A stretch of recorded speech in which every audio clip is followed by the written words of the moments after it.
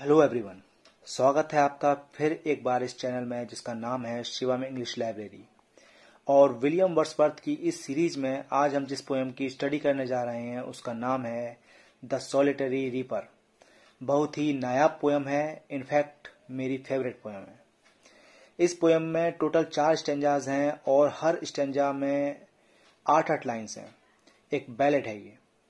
बात करें पोएम के बैकग्राउंड की तो होता क्या है, एक बार विलियम वर्ड्सवर्थ 1803 में अपनी बहन डोरोथी के साथ स्कॉटलैंड की यात्रा पर गए थे।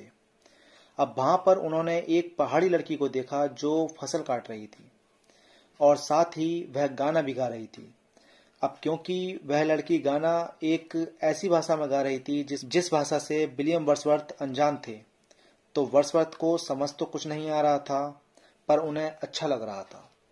अब इस इवेंट से इंस्पायर होकर वर्ड्सवर्थ ने ये पोएम लिखी जिसका नाम था the solitary reaper. Poem compose हुई 1805 में और पब्लिश हुई 1807 में।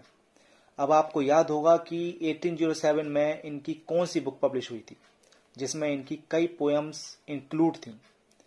बुक का नाम था पोएम्स इन 2 वॉल्यूम्स। अच्छा हाँ, पोएम को स्टार्ट करने से पहले एक बात और जान लीजिए कि वो जो गर्ल थी वो गैलिक भाषा में गा रही थी।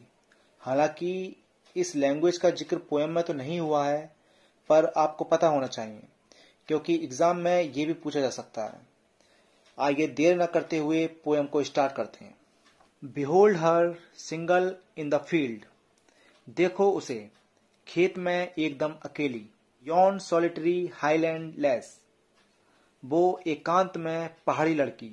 Reaping and singing by herself, फसल काट रही है और खुद ब खुद गाना भी गा रही है। स्टॉप हेयर और जेंटली पास, अब या तो यहाँ पर रुका जाए और गाना सुना जाए या फिर चुपचाप यहाँ से निकल जाओ, पर do not disturb her. Alone she cuts and binds the grain, अकेले ही फसल काट भी रही है और बांध भी रही है। And sings a melancholy strain, और एक दुख भरा गीत गा रही है। O listen, for the vale profound is overflowing with the sound, सुनो उसके गाने की गूंज पूरी घाटी में गूंज रही है। आइए सेकेंड स्टेंजा को स्टडी करते हैं। नो नाइटिंगेल डिड एवर चाउंट, किसी नाइटिंगेल ने, बुलबुल ने भी आज तक ऐसा नहीं गाया होगा। More welcome notes to weary bands of travelers in some shady haunt among Arabian sands, और अरब के रेगिस्तान में जब लोग थक कर कहीं छायादार जगह पर आराम करने लगते हैं तो उनके वेलकम में भी किसी नाइटिंगेल ने इतना सुंदर नहीं गाया होगा जितना कि ये पहाड़ी लड़की गा रही है। A voice so thrilling never was heard, और ऐसी एक्साइट कर देने वाली आवाज आज तक नहीं सुनी गई। इन spring time from the Kuku word, और ऐसी आवाज तो आज तक कोयल की भी नहीं सुनी है जो बसंत में गाती है। Breaking the silence of the seas among the farthest Hebrides, और कोयल की आवाज तो समुद्र के सन्नाटे को भी चीरती हुई निकल जाती है। स्कॉटलैंड में एक आइलैंड है हैब्रिडीज, उसके समुद्र की बात हो रही है। अब आइए थर्ड स्टेंजा की बात करते हैं। Will no one tell me what she sings, मुझे कोई ना बताए कि वह क्या गा रही है।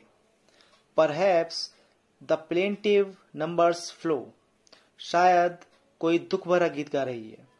For old, unhappy, far off things and battles long ago, अब ये जो दुखद गाना ये गा रही है, ये या तो कोई पुरानी बात के लिए गा रही है या फिर किसी लड़ाई के कारण गा रही है। और is it some more humble lay, या कोई हो सकता है कोई साधारण गाना हो। फैमिलियर मैटर ऑफ टुडे, या कोई हो सकता है कोई घरेलू मामला हो। Some natural sorrow, loss or pain that has been and may be again, या कोई प्राकृतिक आपदा से जुड़ा कोई दर्द हो सकता है जो हो चुका है या दोबारा हो सकता है। आइए अब फोर्थ और लास्ट स्टेंजा को समझते हैं। Whatever the theme the maiden sing, जो उस लड़की ने गाना गाया उसकी थीम चाहे कुछ भी हो, as if her song could have no ending, और ऐसा लग रहा है मानो उस गाने का कोई अंत ही ना हो। I saw her singing at her work, मैंने उसे गाते हुए देखा जब वह अपना काम कर रही थी, काम यानी फसल काटना। And over the sickle bending, और वो झुकी हुई थी और अपनी हंसिया से फसल काट रही थी। I listened motionless and still, मैं बस चुपचाप होकर सुनता रहा। And as I mounted up the hill, और फिर चुपचाप मैंने पहाड़ी पर चढ़ना शुरू कर दिया। The music in my heart I bore long after it was heard no more, और वो आवाज सीधे मेरे दिल में बस गई, पर अब वैसी आवाज मुझे आज तक सुनाई नहीं दी है। पोएम यहाँ फिनिश होती है। एग्जाम पर्पज से इम्पोर्टेंट है, अच्छे से प्रिपेयर कर लेना।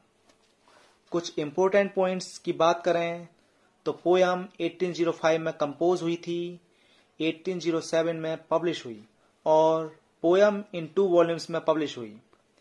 जिस लैंग्वेज में वह पहाड़ी लड़की गाना गा रही थी वो है गैलिक। बात करें इम्पोर्टेंट लाइन की तो वो होगी नो नाइटिंगेल डिड एवर चाउंट। अब ये लाइन ही इम्पोर्टेंट क्यों है? क्योंकि इस लाइन में नाइटिंगेल शब्द आया है, और ये शब्द एग्जाम में हमें कंफ्यूज कर सकता है। हो सकता है ऑप्शन में नाइटिंगेल लिखा हो और आप पोएम का नाम नाइटिंगेल समझ लो, पर आपको ध्यान रखना है पोएम का नाम है द सोलिटरी रीपर। तो इसी के साथ मैं आपसे विदा लेता हूं। जय हिंद।